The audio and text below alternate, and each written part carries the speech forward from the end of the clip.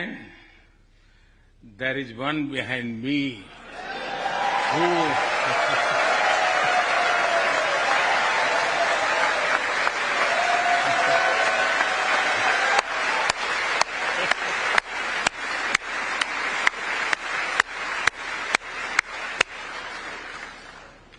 who had made history. I am told that the Samosa caucus is now the flavor of the house. I hope it grows and brings the full diversity of Indian cuisine here.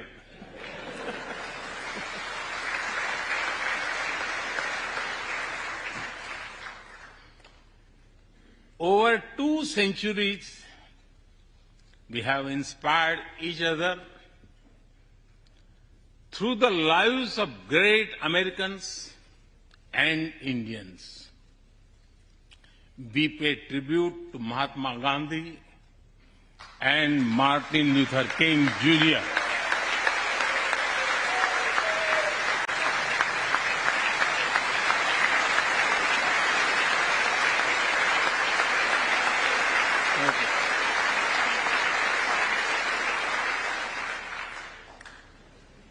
We also remember many others who work for liberty, equality, and justice. Today, I also wish to pay heartfelt tribute to one of them, Congressman John Lewis.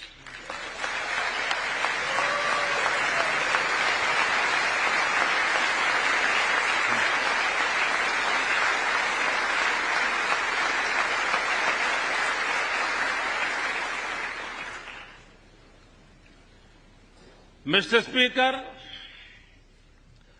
democracy is one of our sacred and shared values. It has evolved over a long time and taken various forms of systems. Throughout history, however, one thing has been clear. Democracy is the spirit that supports equality and dignity.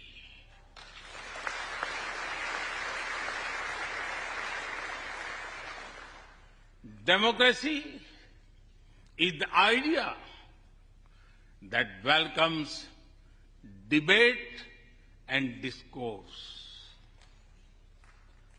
Democracy is the culture that gives wings to thought and expression.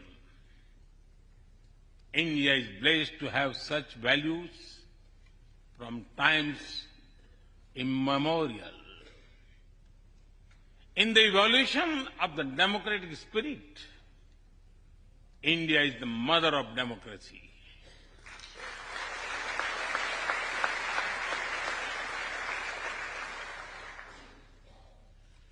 Millennia ago, our oldest scripture said, Ekam Sat Vipra Bahudha Vadanti. It means that truth is one, but the wise express it in a different ways. Now, the US is the oldest and India the largest democracy. Our partnership augurs well for the future of democracy.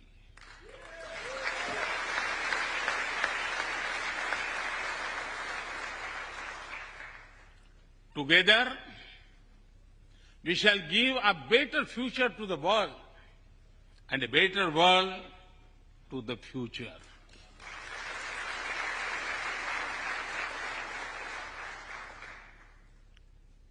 Mr. Speaker, Last year, India celebrated 75 years of its independence.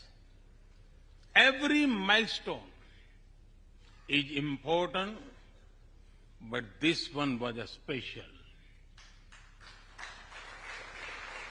We celebrated a remarkable journey of over 75 years of freedom after 1,000 years of foreign rule in one form or another. This was not just a celebration of democracy, but also of diversity. Not just of constitution, but also of its spirit of a social empowerment. Not just of our competitiveness and cooperative federalism, but also of our essential unity and integrity.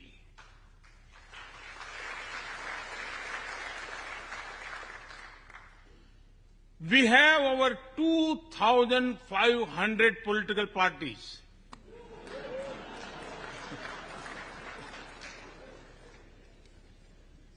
Yes, you heard that right.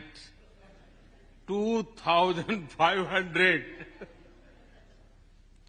About 20 different parties govern various states of India.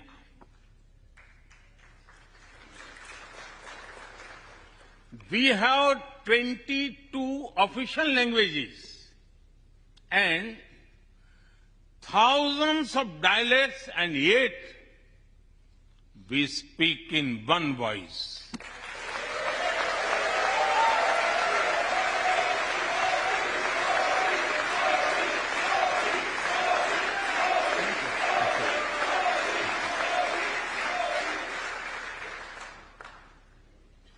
Every 100 miles, our cuisine changes. From dosa to aloo paratha, and from Sikhan to Sandesh. We enjoy all of this. We are home to all faiths in the world, and we celebrate all of them.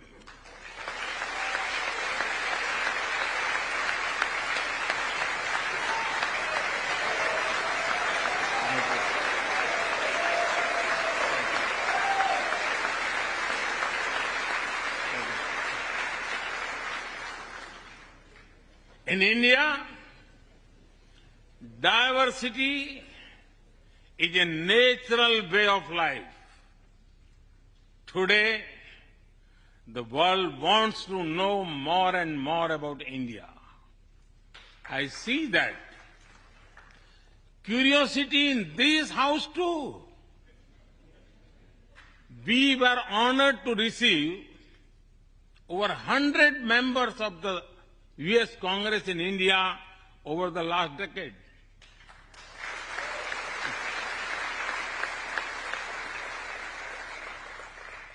Everyone wants to understand India's development, democracy, and diversity. Everyone wants to know what India is doing right and how. Among close friends, I'm happy to share the same. Mr. Speaker, when I first visited the U.S. as a Prime Minister, India was the 10th largest economy in the world. 10th. Today, India is the 5th largest economy.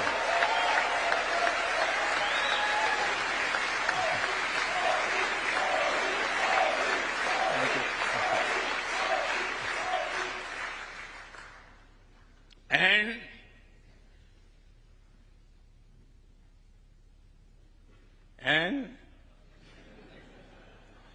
India will be the 3rd largest economy soon.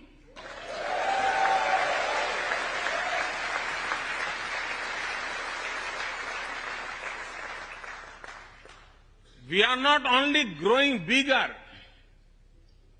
but we are also growing faster. When India grows, the whole world grows.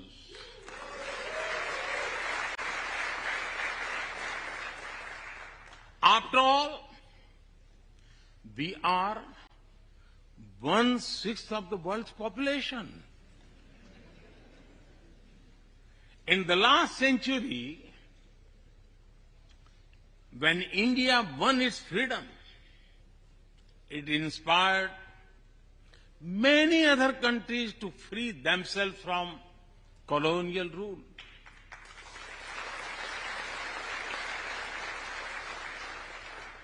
In this century, when India sets benchmark in growth, it will inspire many other countries to do the same.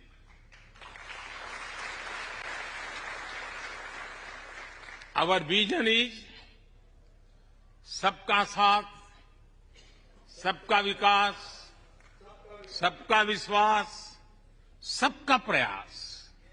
It means together for everyone's growth, with everyone's trust and everyone's efforts. Let me share with you how this vision is translating into action with speed and scale. We are focusing on infrastructure development. We have given nearly 40 million homes to provide shelter to over 150 million people.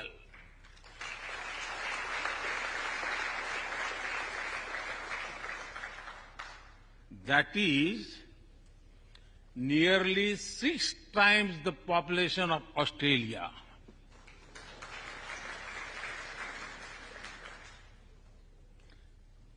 We run a national health insurance program that ensures free medical treatment for about 500 million people.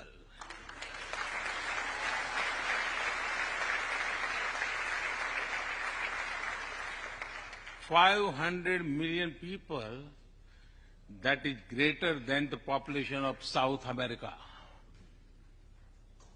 We took banking to the unbanked with the world's largest financial inclusion drive. Nearly 500 million people benefited. This is close to the population of North America. We have worked on building digital India. Today, there are more than 850 million smartphones and internet users in the country.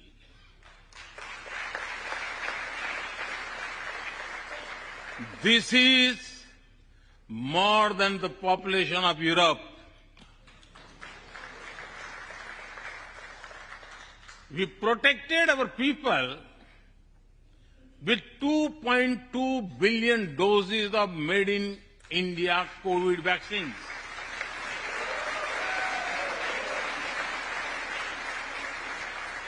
And that too free cost.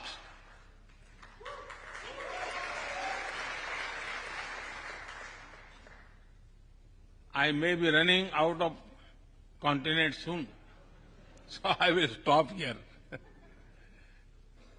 Distinguished members, the Vedas are one of the world's oldest scriptures.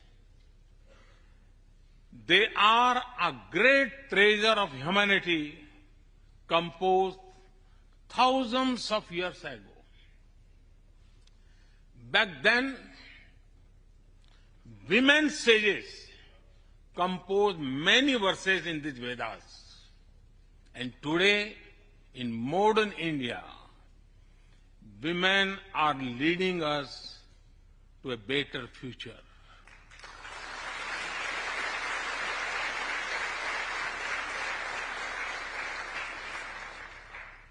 India's vision is not just of development which benefits women. It is of women-led development where women lead the journey of progress.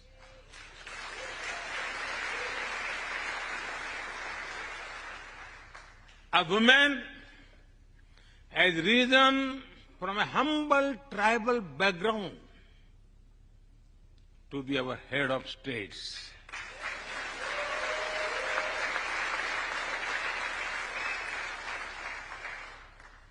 Nearly 1.5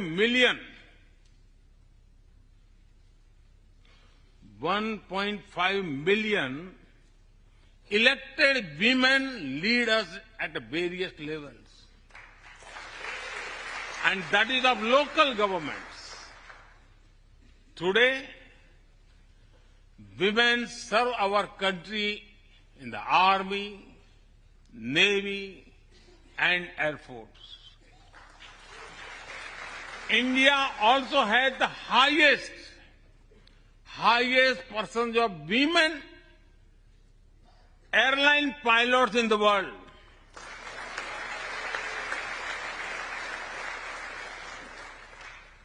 And they have also put us on Mars by leading our Mars mission.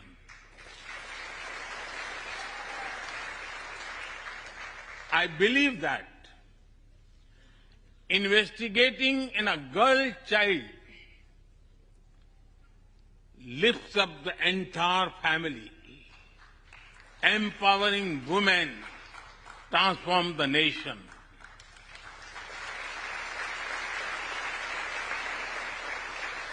Mr. Speaker, India is an ancient nation with a youthful population. India is known for its traditions, but the younger generation is also making a hub of technology, be it creative reels on Insta or real-time payments. Coding or quantum computing, machine learning or mobile apps, fintech or data science, the youth of India are a great example of how a society can embrace latest technology. In India, technology is not about innovation, but also about inclusion. Today, digital performance are empowering the rights and dignity of people while protecting privacy. In the last 9 years, over 1 billion people got a unique digital biometric identity connected with their bank accounts and mobile phones. This digital public infrastructure helps us reach citizens within seconds with financial assistance. 850 million people receive direct benefit financial transfers into their accounts. 3 times a year, over 100 million farmers receive assistance in their bank accounts at the click of a button. The value of such transfer has crossed $320 billion. And we have saved over $25 billion in the process. If you visit India, you will see everyone is using phones for payments, including street vendors. Last year, out of every 100 real-time digital payments in the world, 46 happened in India.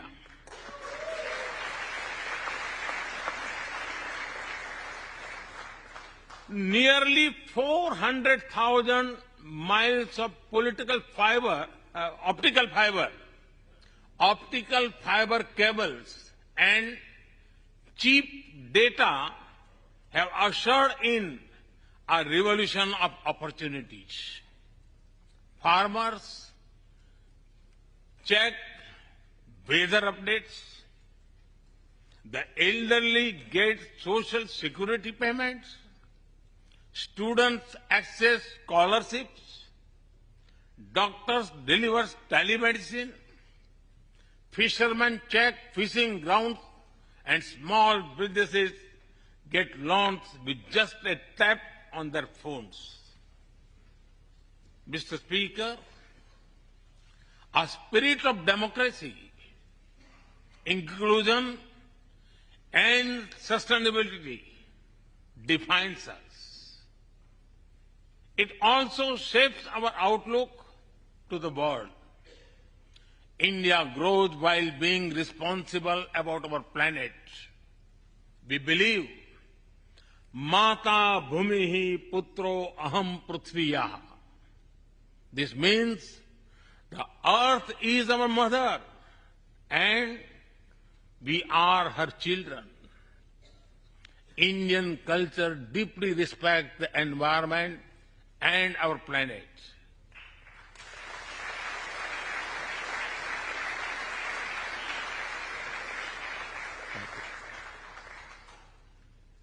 While becoming the fastest growing economy, we grew our solar capacity by 2,300%. Yes, you have heard right.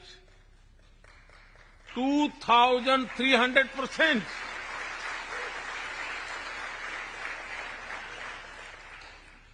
We became the only G20 country to meet its Paris commitment.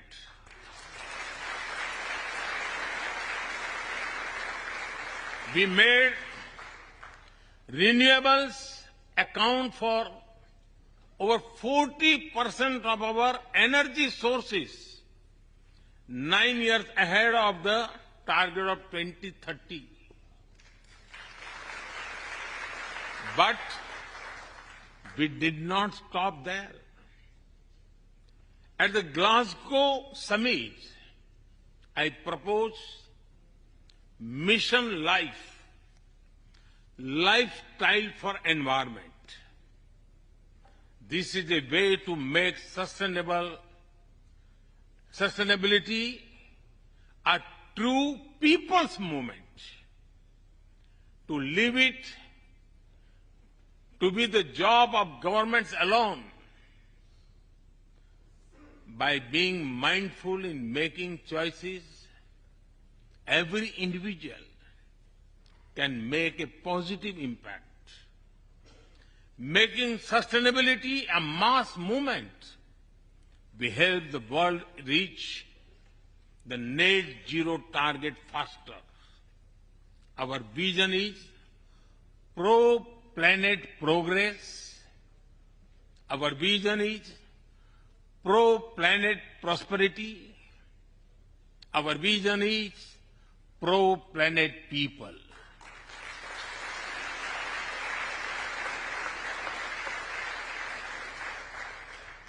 Mr. Speaker, we live by the motto of Vasudhaiv Kutumbakam, or the world is one family.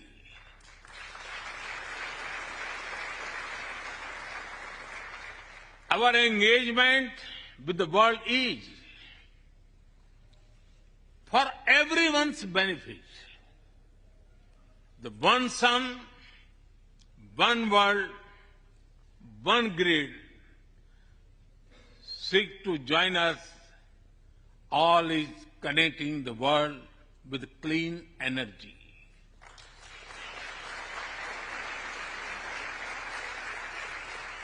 One Earth, One Health is a vision for global action to bring quality health care to everyone, including animals and plants.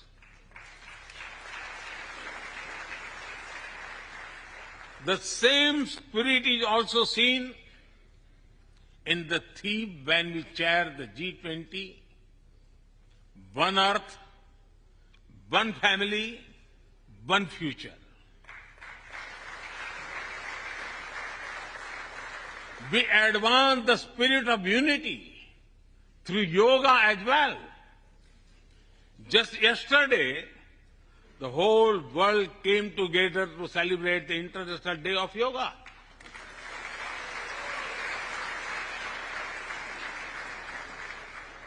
Just last week, all nations joined our proposal at the UN to build a memorial wall to honor the peacekeepers. And this year, the whole world is celebrating the International Year of Millets to promote sustainable agriculture and nutrition alike. During COVID, we delivered vaccines and medicines to over 150 countries. We reach out to others, being disasters at first responders, as we do for our own. We share our modest resources with those who need them the most.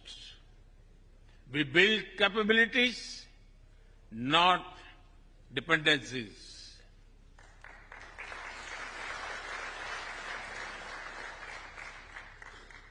Mr. Speaker, when I speak about India's approach to the world, the United States occupy a special place. I know. Our relations are of great importance to all of you. Every member of this Congress has a deep interest in it. When defense and aerospace in India grow, industries in the state of Washington, Arizona, Georgia, Alabama, South Carolina, and Pennsylvania thrive.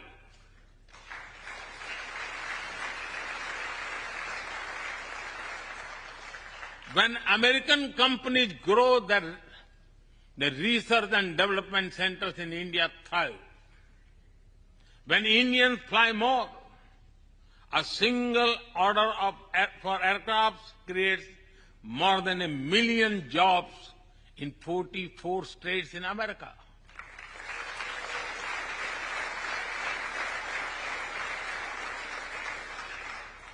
When an American phone makers invest in India, it creates an entire ecosystem of jobs and opportunities in both countries.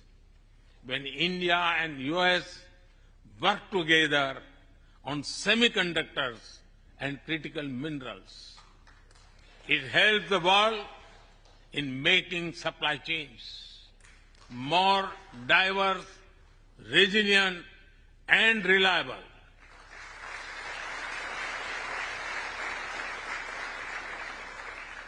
Indeed, Mr. Speaker, we were strangers in defense cooperation at the turn of the century. Now, the United States has become one of our most important defense partners.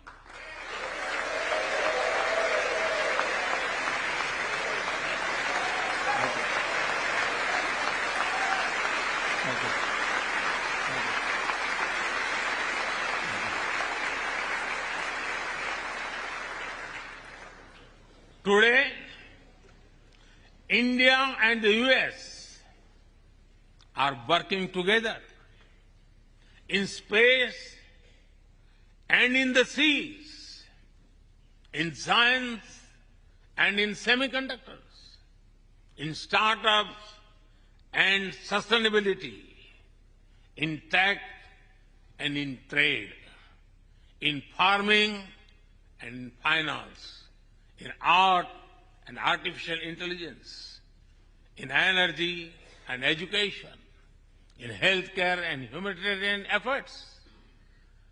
I can go on and go on, but to sum up it, I would say the scope of our cooperation is endless. The potential of our synergies is limitless. And the chemistry in our relations is effortless.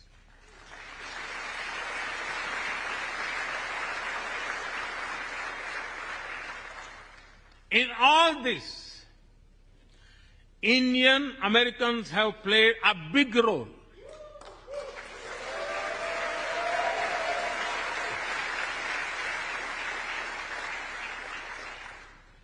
They are brilliant in every field, not just in spelling bee.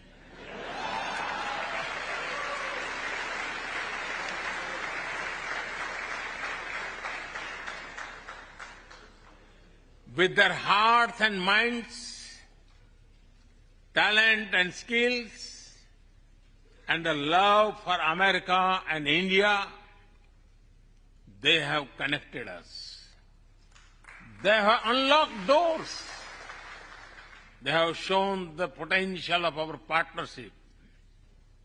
Mr. Speaker, distinguished members, every Indian Prime Minister and American President of the past has taken our relationship further. But our generation has to honor of taking it greater heights.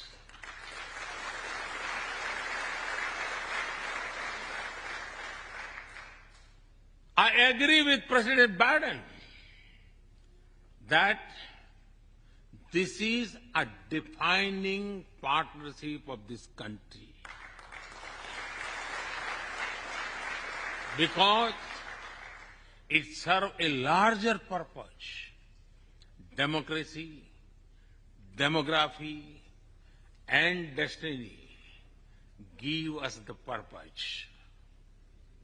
One consequence of globalization has been to cover over concentration of supply chains. We will work together to diversify, decentralize, and democratize supply chains.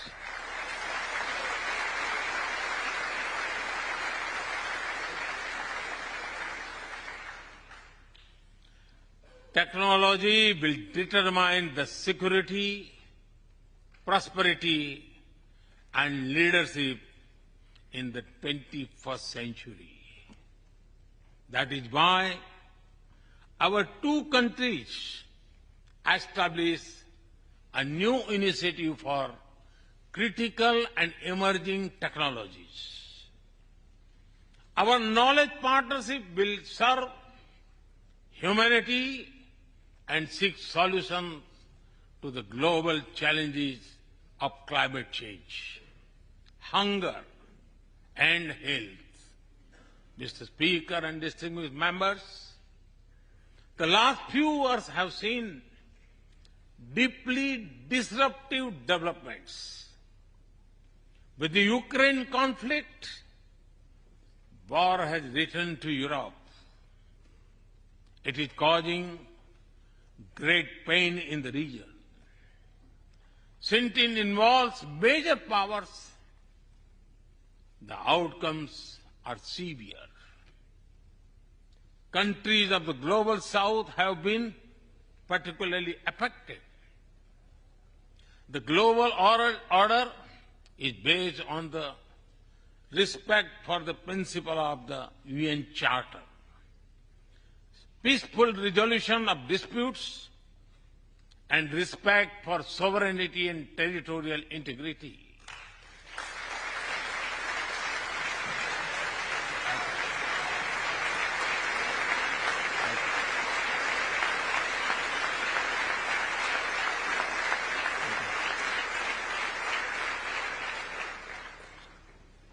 As I have said directly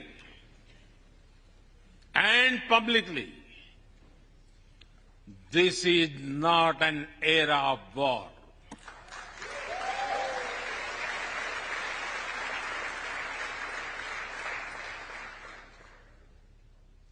But it is one of dialogue and diplomacy. And we all must do what we can to stop the bloodshed and human suffering.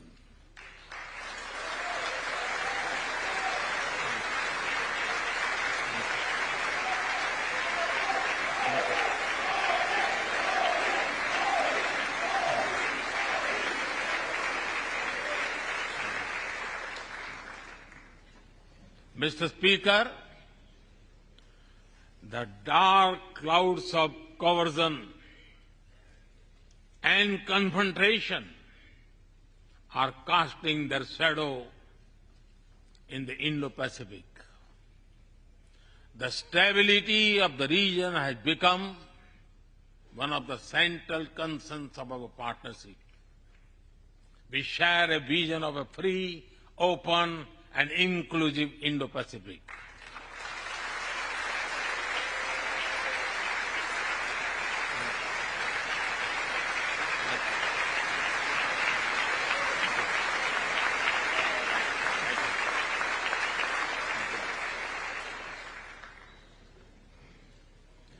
Connected by secure seas, defined by international law, free from domination, and anchored in ASEAN centrality.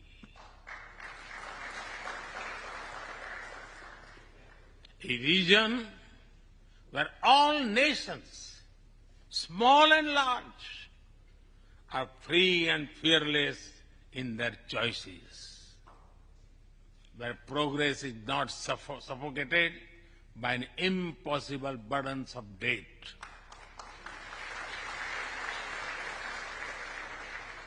Where connectivity is not leveraged for strategic purposes, where all nations are lifted by the high tide of shared prosperity. Our vision does not seek to contain or exclude, but to build a cooperative region of peace and prosperity. We work through regional institutions and with our partners from within the region and beyond. Of this, Quad had emerged as a major force of good for the region.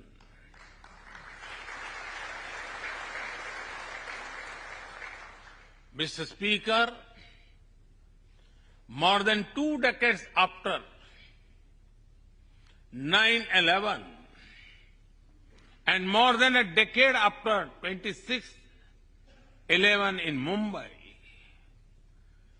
radicalism and terrorism still remain a pressing danger for the whole world.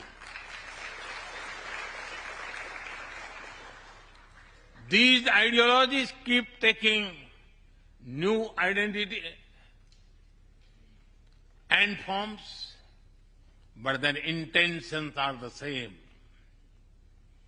Terrorism is an enemy of humanity, and there can be no ifs and buts in dealing with it.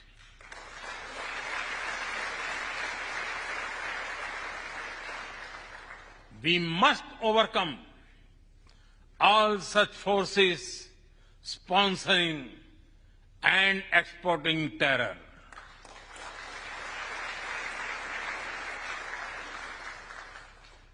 Mr. Speaker, COVID-19's biggest impact was the human loss and suffering it caused. I wish to remember Congressman Ron Wright and the staff members who lost their lives to COVID. As we emerge out of the pandemic, we must give shape to a new world order. Consideration, care, and concern are the need of the hour.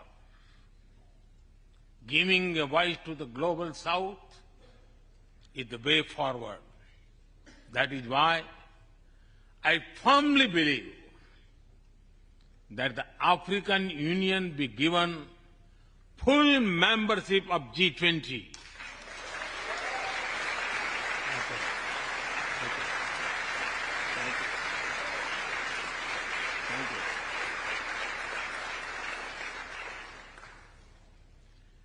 We must revive multilateralism and reform multilateral institutions. With better resources and representation that applies to all our global institutions of governance, especially the United Nations. When the world has changed, our institutions too must change, or risk getting replaced by a world of rivalries without rules. In working for a new world order based on international law, our two countries will be at the forefront as partners.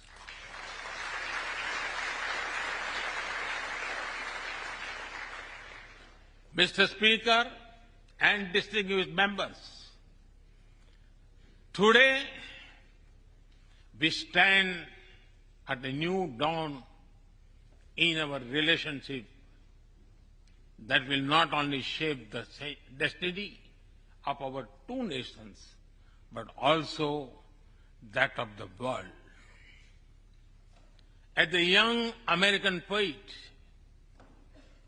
Amanda Gorman has expressed, when day comes, we step out of the shade. Aflame and unafraid, the new dawn blooms as we free it. For there is always light if only we are brave enough to see it.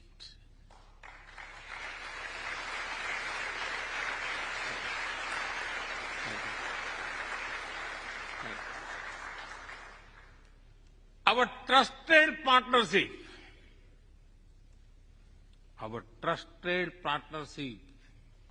is like the sun in this new dawn that will spread light all around.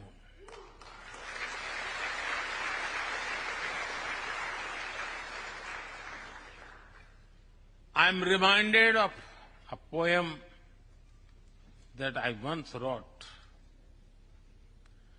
आसमान में सिर उठाकर घने बादलों को चीरकर रोशनी का संकल्प ले, अभी तो सूरज उगा है।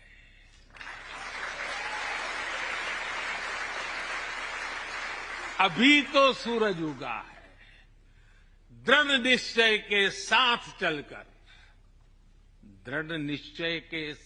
चलकर हर मुश्किल को पार कर घोर अंधेरे को मिटाने अभी तो सूरज उगा है।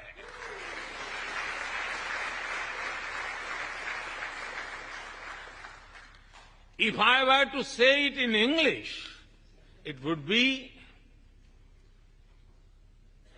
rising its head in the skies, piercing through the dense clouds with the promise of light.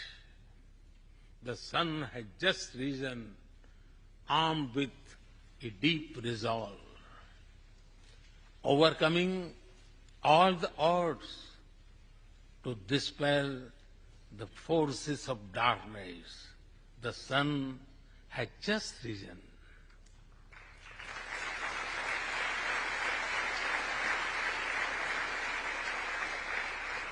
Mr. Speaker and distinguished members,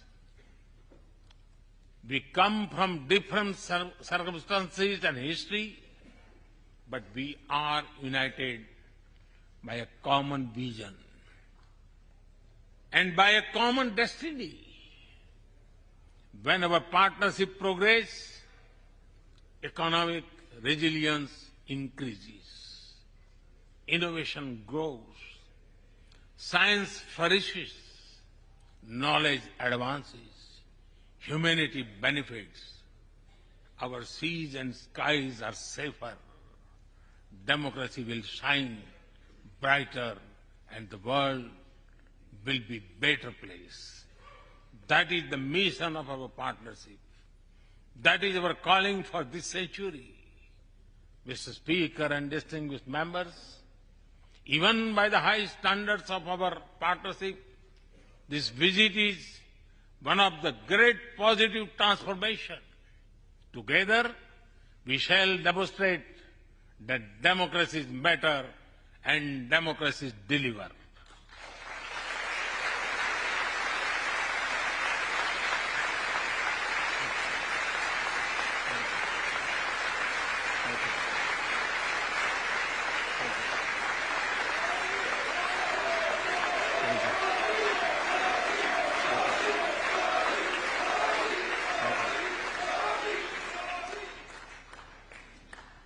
I count on your continued support to the India-US partnership.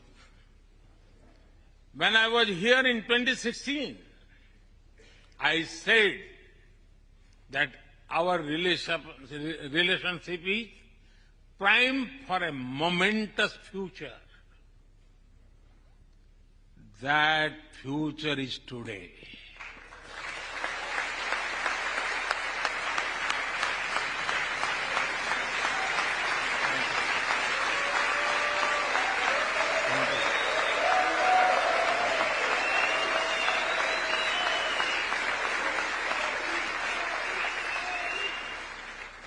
Thank you once again, Mr. Speaker, Madam Vice President, and the distinguished members of this honor.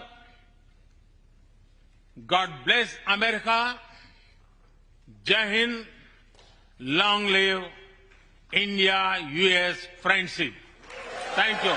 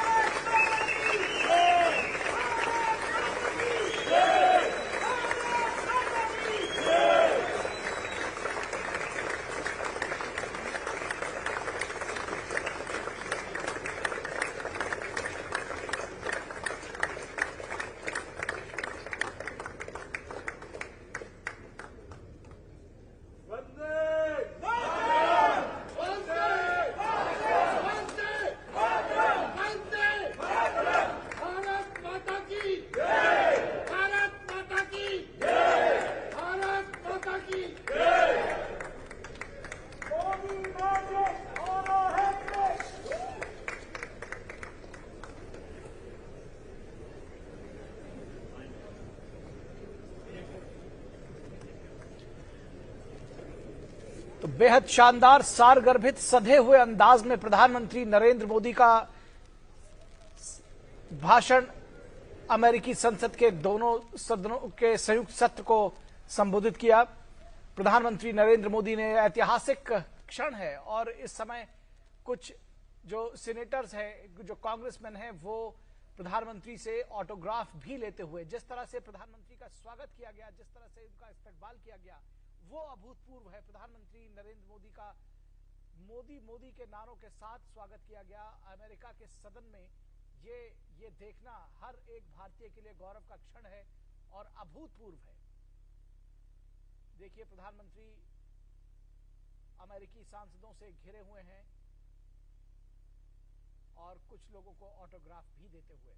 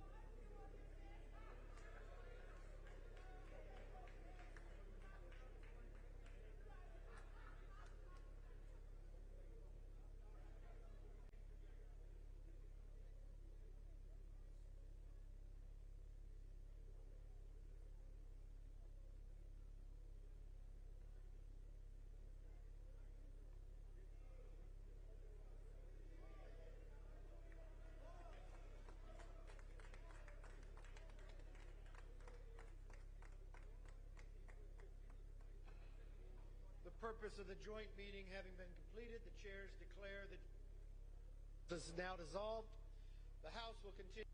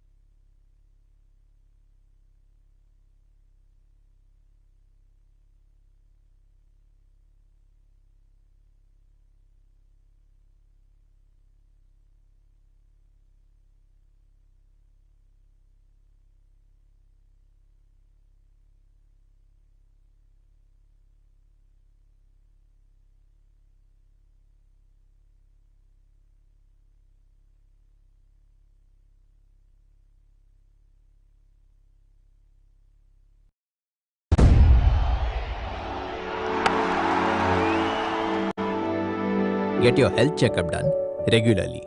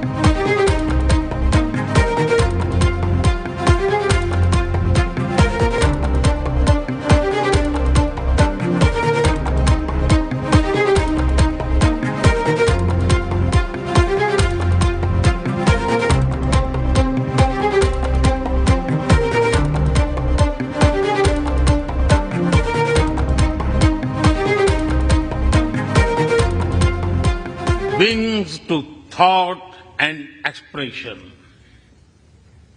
India is blessed to have such values from times immemorial. In the evolution of the democratic spirit, India is the mother of democracy.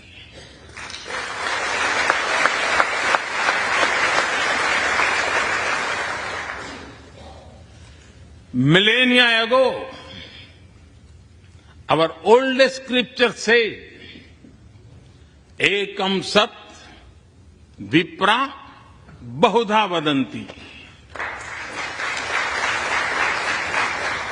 It means the truth is one, but the wise express it in a different ways.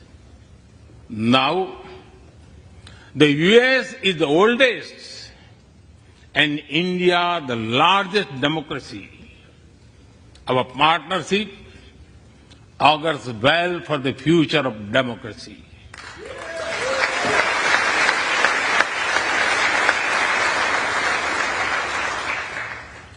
Together, we shall give a better future to the world and a better world to the future.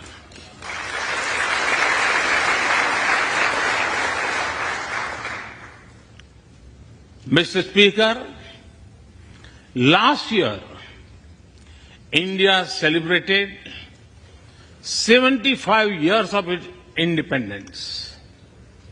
Every milestone is important, but this one was a special.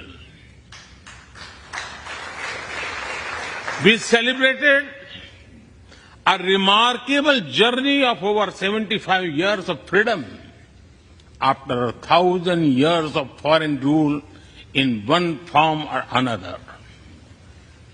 This was not just a celebration of democracy, but also of diversity. Not just of constitution, but also of its spirit of a social empowerment. Not just of our competitiveness and cooperative federalism, but also of our essential unity and integrity.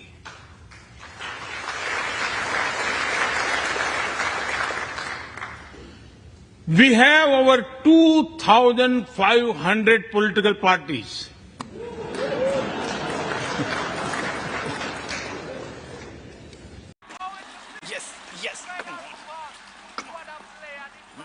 மேட்ச்ல மெய் மறந்துட்டியா? Hand wash பண்ண மறந்துட்டியே? உங்க hand wash அம்பாசிடரின் reminder Sachin டெண்டுல்கரோட கை. Savlon Swasth India mission. Yes, you heard that right. 2,500. About 20 different parties govern various states of India.